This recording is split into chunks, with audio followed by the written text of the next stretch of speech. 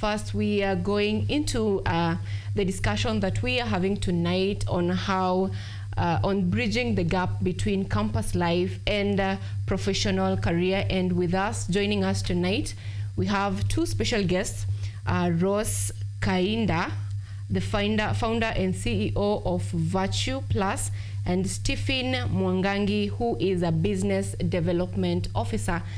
We'll begin by Rose. Kindly tell us in just a short while, like a minute, what you do to help the youths. Thank you very much, Sylvia. Please let me know that you can hear me. I can hear you. Wonderful, thank you. So my name is Rose Kainda. I am, as you've introduced me, the founder and CEO of Virtue Plus. At Virtue Plus, we focus majorly on 3 different items, that is training, mentorship and coaching, and then publishing. For the purposes of this interview, we have an upcoming youth training program, which we have themed the Radiant Witness Project.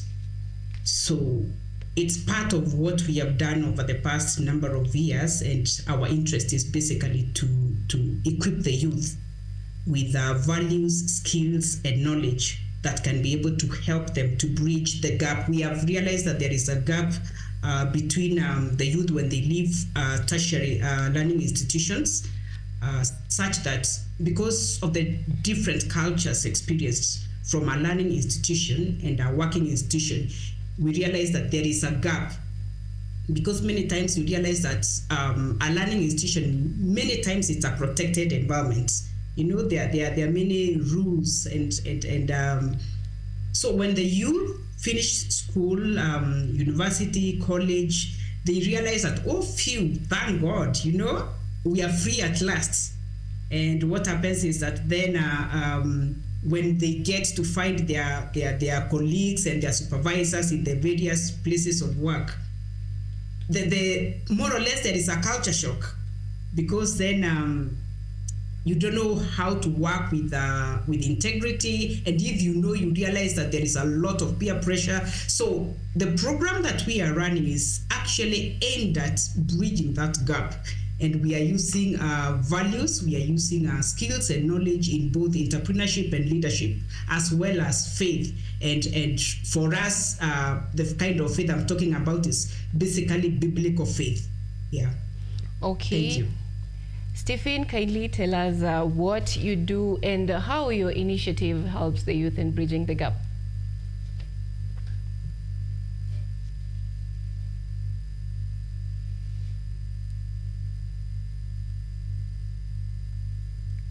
Yes, Stephen? At Virtue Plus? Kindly tell us a little bit about what you do. Okay. My name is Stephen Mwangangi Wambua. I am the Business Development Officer at Virtue Plus. And what we do in regards to equipping the youths is enabling the smooth transition from academic life to professional careers, just fostering their social connections, developing their entrepreneurial skills, and even fostering spiritual growth, all in bid to ensure that they are well prepared for the challenges and opportunities that lie ahead. Yes, that's what I do at Virtue Plus. Okay, thank you so much. Now, in your interactions with the youths, I understand that you deal with them from various fields. So what are these major challenges that you identified to be the ones to be addressed majorly as you try to help the youths overcome them and move smoothly to their professional careers? Rose, kindly. Thanks again. I think the greatest of the challenges is the lack of a value system. And even when there has been a value system, in light of the interactions I've had with the youth, you realize that they are not so established to the extent that when you go out to the working environment, you are in a position to defend or live out those values. This is, of course, because of perhaps a lot of peer pressure, a lot of expectations, maybe unmatched expectations, mismanaged expectations, and so you realize that there is a lot of there are a lot of challenges that the youth get to face.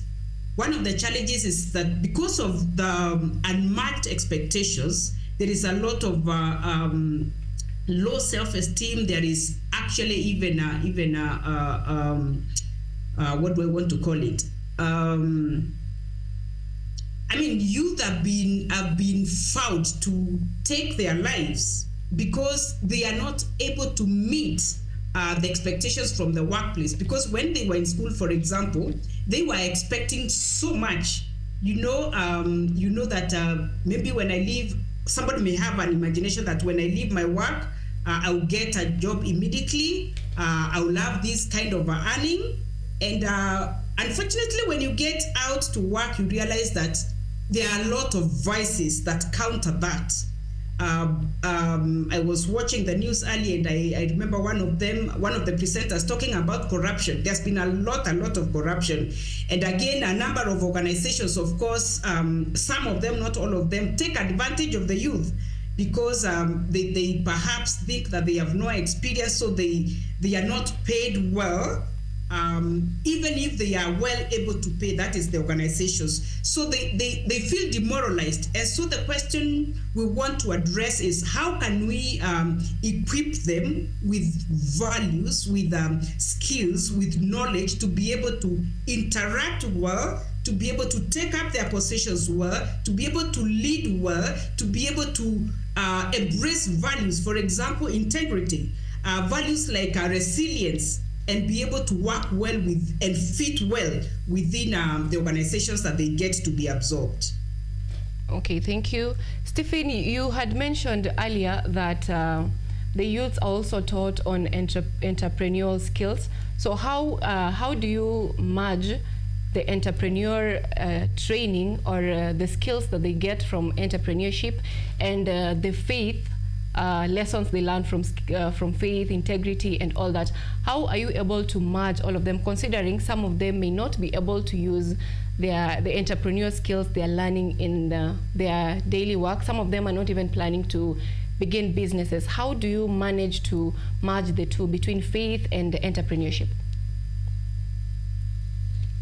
Well, we realize that for the youths to have a multiple dimension growth, for them to grow in all aspects, it's important to have all these aspects incorporated in our trainings and in our teachings, so that as they interact with the speakers in our sessions, as they participate in the activities that we normally have laid out in our programs, they're able to have growth in all those areas. So we have teachers and trainers who come in and they teach them on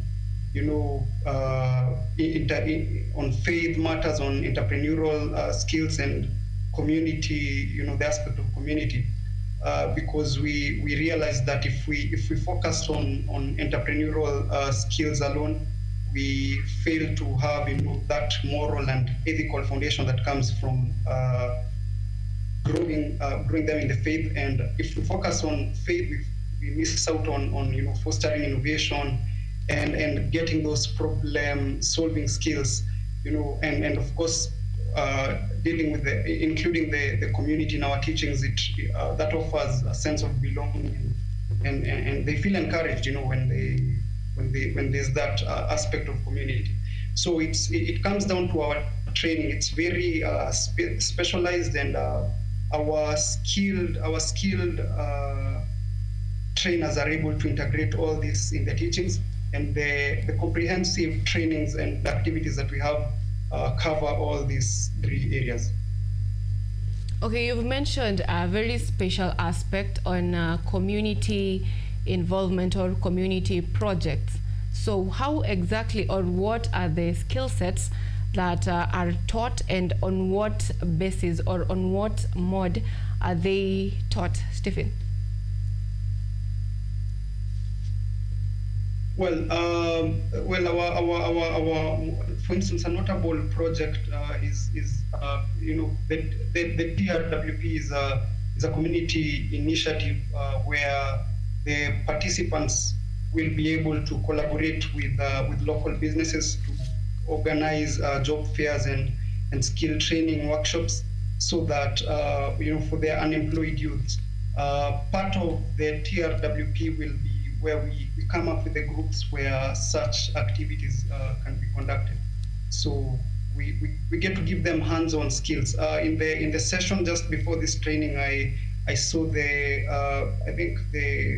incoming agriculture CS being interviewed, and one thing they were asking him is how the youths are going to be able to, how he's going to bring the youths to be part of the agricultural, the agricultural aspect in this nation, of the agricultural sector. And I think in TRWP, we're going to give them the problem-solving skills that they need, the innovative skills that youths need to be able to identify the opportunities and the solutions that they can come up with in the agricultural sector, and therefore, take it up and apply it in their day-to-day lives. Thank you so much. So, on the community projects, Rose, are there success stories that you can talk about that are a sign of motivation maybe to those who maybe want to join and they want to look at something that they can emulate from? I think one of the greatest success stories I can talk about, which is related to the Radiant Witness project, is businesses that we have mentored, businesses that we have trained, not necessarily under the TRWP, because the TRWP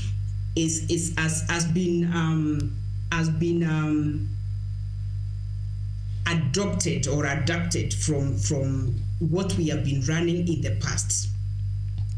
So the businesses that we have worked with in the past, I remember through our mentorship processes, one of them was coming to more or less like to a standstill, and they were ready to close shop. But through the training and through the joining of hands, in terms of teamwork, where business leaders and business owners come together, they look for solutions together, where somebody feels that I am tired because perhaps my vision, perhaps because my strategies seem not to be working, so they come and internalize the challenges that they are facing together, encourage each other, look for solutions together, and then as a team, now as a community, we work towards transforming the various communities that we serve. And so for me, looking at particularly two case scenarios, one is a business that focuses on really working with schools. Another one is a business that focuses on, again, still working on the youth, but equipping them with specific entrepreneurship skills, not necessarily through the TRWP. So those are the case studies that I can talk about. And one was we have worked with one since about 2015, and seeing such businesses still driving to date. I would really call that a real success story. Yeah, you've mentioned 2015.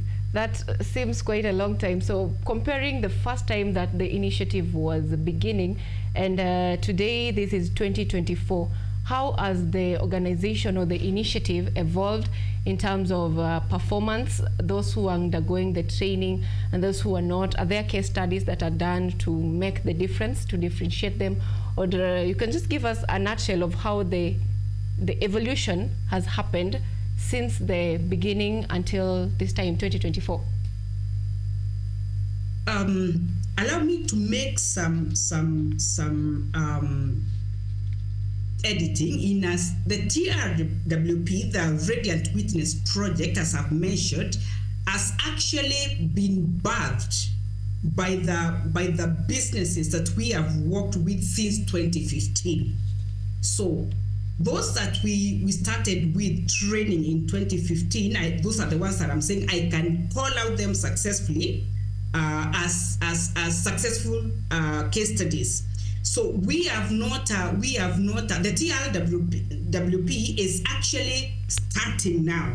And we are saying that because we have worked with these businesses and we have seen their success, we want to work with specifically the youth, so that then we can be able to inculcate these skills, inculcate these values that we have seen over the last couple of years, and they have worked, so that then we can work towards a transformed society. We can work together as a community of youth that then we can be able to group together, create or evaluate societal problems and come up with solutions that can be able to address any sphere within the society. So that's what we are looking at.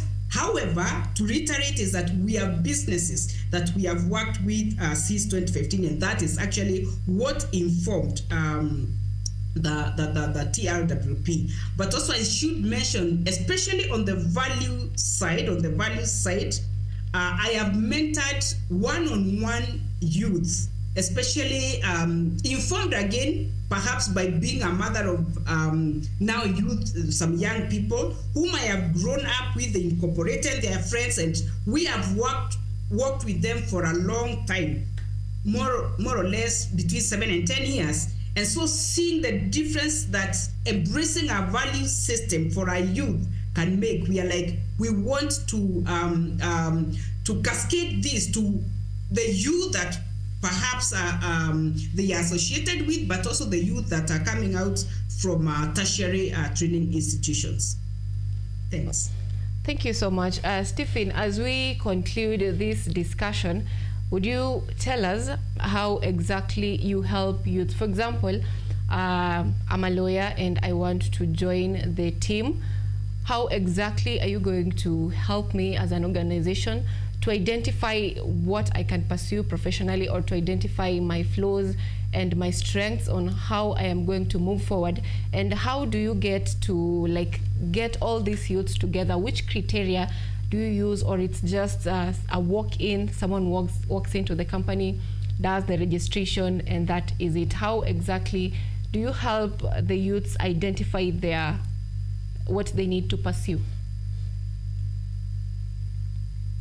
Well, thank you for that. What we provide the youths with is a network of professionals. Some in those areas that you've mentioned, for instance, a lawyer, and we have pilots. We have a wide range of experts from various professions who are available to.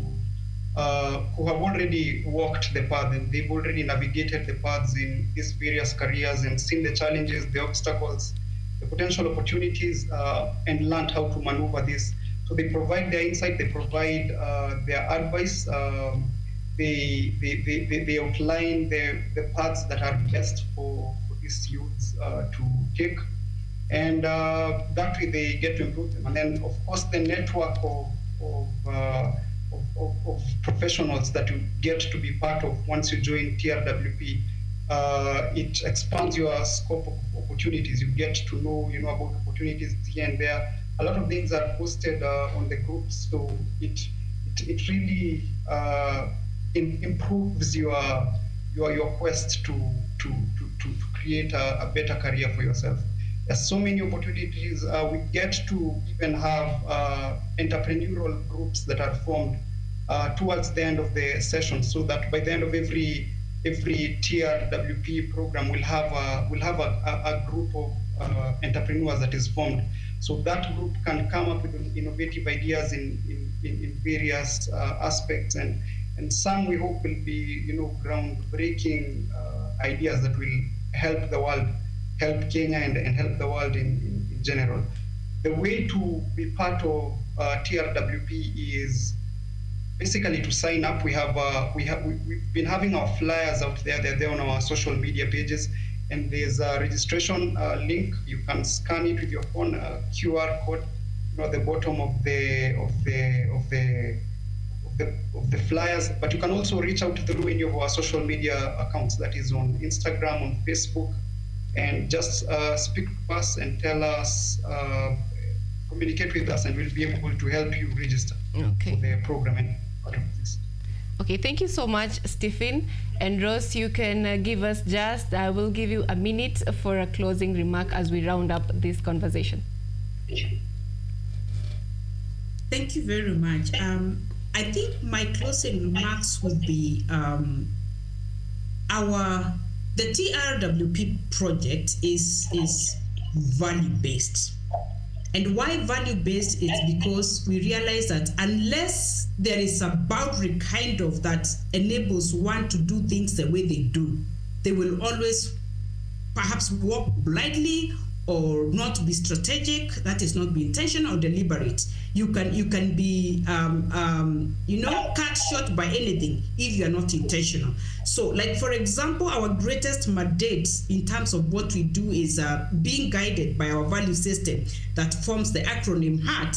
We have holistic development for everything that we do. So even as we look at the TRWP, we are looking at holistic development, as Steve earlier said. We are looking at pursuing excellence. We are looking at being accountable. If you look at what is happening around our nation today, and even really in the world, there is a lot of lack of accountability. There is a lot of lack of responsibility, and it's a lot of short-sightedness, but we want to work with our mind that, yes, we are here today, but what about the next 5 years? What about the next 10 years? Where do we want our communities to be? Where do we want our families to be? Where do we want our organizations to be? Where do we want our nation to be?